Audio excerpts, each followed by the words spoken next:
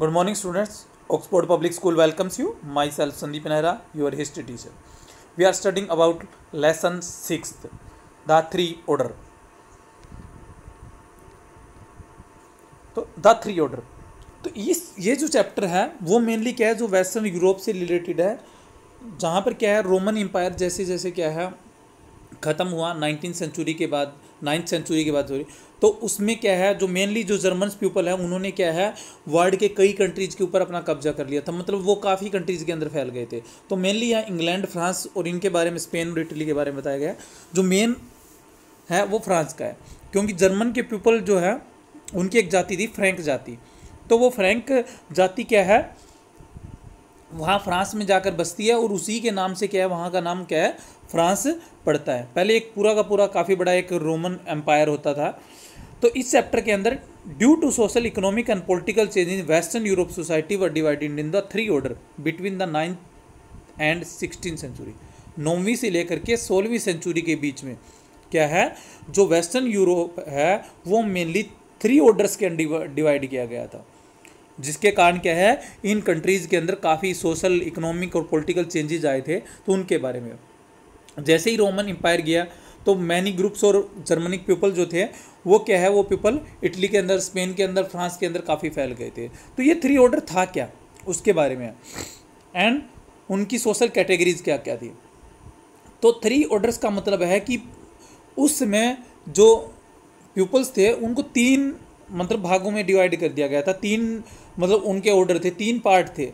सबसे Christian, priest, landowning nobles and peasants, यानी इन तीन तरह के लोग वहाँ पर थे सिर्फ, यानी उनकी कैटेगरी बना दी थी। जिस तरह से आज है ना जनरल कैटेगरी है, SC है, BC है, इस तरह से अलग अलग बना रखी है, उसी तरह से उस समय social categories, three social categories divide कर दी, Christian, priest, landowning nobles and peasants. और इसके अंदर क्या है फेडरलिज्म सिस्टम था। फेडरलिज्म क्या है आगे डिटेल्स में भी आएगा। फेडरलिज्म क्या है फ्रेंच भाषा के फेड्यूल से निकला है, जिसका मतलब होता है ए पीस ऑफ लैंड, यानी एक ज़मीन के टुकड़े के कारण क्या है उनको क्या डिवाइड किया गया था। तो federalism has been used to historian to describe the economic, legal, political and social relationship that exist in Europe in the medieval era. तो मध्यकालीन जो युग है 9 से लेकर के 16 ईरा तक, उसके अंदर यूरोप के अंदर जो फेडरलिज्म यानी सामंतवाद के कारण, सामंत क्या होता है जो ज़मीन का मालिक होता है उसको सामंत बोलते हैं, लैंडलॉर्ड जिसको आप बोल सकते हो। तो सामंतवाद के कारण आर्थिक, कानूनी, राजनीतिक और सामाजिक जो संबंध स्थापित हुए थे उनके बारे में। तो ये थ्री ऑर्डर कौन कौन से थे, उन थ्री ऑर्डर में कौन कौन शामिल है। फर्स्ट ऑर्डर के अंदर आते थे क्लेर्गिज, आप इसका नाम भी बोल सकते हो द क्लेर्गी या प्रिस्ट, यानी कौन थे कि जो मान लो कंट्री का राजा, महाराजा या पादरी वगैरह, ये सारे के सारे क्या आते थे फर्स्ट ऑर्डर के अंदर आते थे। आपने शायद 9th पता नहीं 10th में चैप्टर भी है इसके बारे में, इसमें 3 पार्ट्स में डिवाइड किया गया था। तो फर्स्ट में आते थे प्रिस्ट द क्लेर्गी। तो उनमें कौन कौन थे, एक तो था कैथोलिक चर्च, यानी जो कैथोलिक, जो ईसाई जो रिलीजियस है वो 2 पार्ट्स में डिवाइड है, कैथोलिक और प्रोटेस्ट। प्रोटेस्ट है वो नया बना हुआ है और जो कैथोलिक है वो पुराना है। तो कैथोलिक के अंदर रूढ़िवादी धारणाएं, मतलब प्राचीन, इन बातों का ज़्यादा ध्यान दिया जाता है, लेकिन प्रोटेस्टेंट के अंदर इस तरह की बातों पर ध्यान नहीं दिया जाता है। इसमें पर्सनली जो फ्रीडम है वो ज़्यादा दी जाती है। तो उसमें Europe guided by bishop and clerics, और यही क्लेरिग्स क्या थे और बिशप्स क्या थे पूरे के पूरे यूरोप को गाइड करते थे। यानी रोम के अंदर क्या बना रखा था, पूरे जो ईसाई धर्म है उसका पूरा का पूरा सबसे बड़ा चर्च क्या है रोम का था, यानी उसको पोप बोला जाता था, जो उसके अंदर बिशप रहता था। और उसी पोप के ऑर्डर से बाकी के बाकी जितने भी चर्चेज है वो चलते थे, और राजा भी उनसे क्या इफेक्टेड होता था, यानी उनके अगेंस्ट नहीं जा सकता था। Women could not be became priest, women कभी भी प्रिस्ट नहीं बन सकती थी। और मॉन्क्स भी थे, मॉन्क्स के बारे में आगे भी आएगा। The church and society, Monks होते थे भिक्षु, मतलब इनकी तरह क्या है लग्जरी जीवन नहीं जीते थे, वो बाहर रहते थे, बाहर की साइड, उसमें मतलब एक ब्रह्मचार्य का या बिल्कुल सिंपल जीवन जीते थे, वो मॉन्क्स कहलाते थे, जिसको हम भिक्षु भी बोल सकते हैं। सेकंड ऑर्डर के अंदर नोबल्स आते थे, या जिनको लैंडलॉर्ड भी बोल सकते हैं, जो ज़मीन के बड़े बड़े मालिक थे। ये क्या होते थे, किंग्स के वेजल होते थे, इनके पास अपनी ट्रूप्स होते थे, अपने सैनिक होते थे, अपनी ही तरह मतलब अपने एरिया के अंदर क्या है क्वाइन होते थे। तो इनके पास 10, 20, 50 इस तरह से 100 गाँव इस तरह से डिवाइड होता था, और उस ज़मीन का मालिक क्या है यही माने जाते थे नोबल्स या landlord.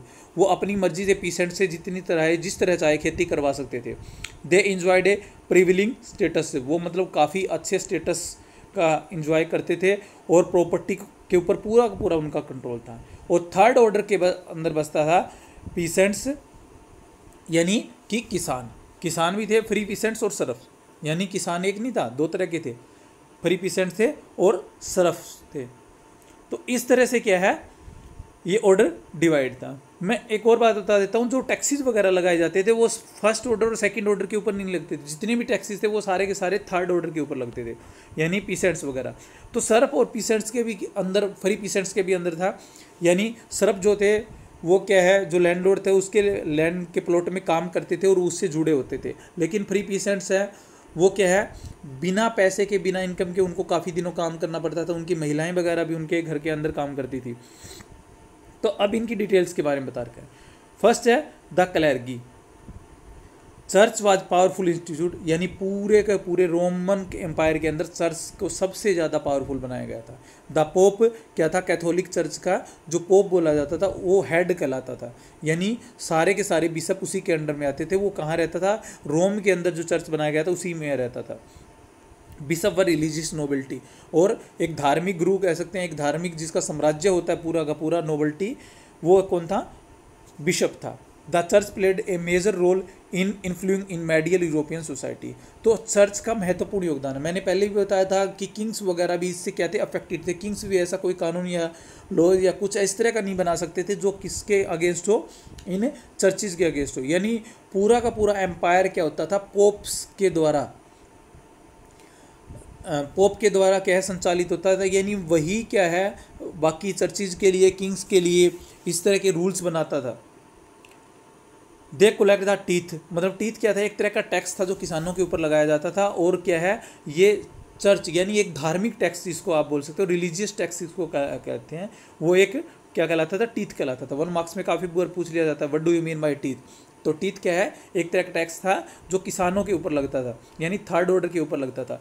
Church कैरेमनीज copies सर्वल formal federal custom. तो चर्च कैरेमनी क्या करते थे, काफ़ी मतलब जो सामंतवाद होते थे, कस्टम होते थे, उनसे कैरेमनीज करते थे। Some Christian choose to live in the isolate in abbeys, यानी काफ़ी जो क्रिश्चियंस थे वो क्या है अपने आप को आइसोलेटेड करते थे। एबेज मतलब एबेज वगैरह के अंदर रहते थे। एबेज जो वर्ड है वो एबेज अब्बा से लिया गया, हमारे जैसे फादर को बोला जाता है। तो चर्च के अंदर क्या है, जो पादरी होता है उसको फादर वैसे भी कहा जाता है, तो उनके लिए। और काफ़ी सारे तो अपने नेम के आगे भी एबेज लगाते थे, तो रहना भी क्या है एबेज में पसंद ही करते थे। An abbeys was govern by a abbot और एन अबेज। तो ये क्या क्या इसके द्वारा संचालित होते थे, एबोट या एबेज के द्वारा। तो जो चर्च का मुखिया होता था, मतलब सिंपल जो बिशप्स होता था वो क्या कहलाता था, फादर कहलाता था। और सारे के सारे चर्च क्या है, कैथोलिक चर्च जितने भी थे वो पोप के अंडर में आते थे। नेक्स्ट आगे करेंगे लेक्चर में। Okay, thank you.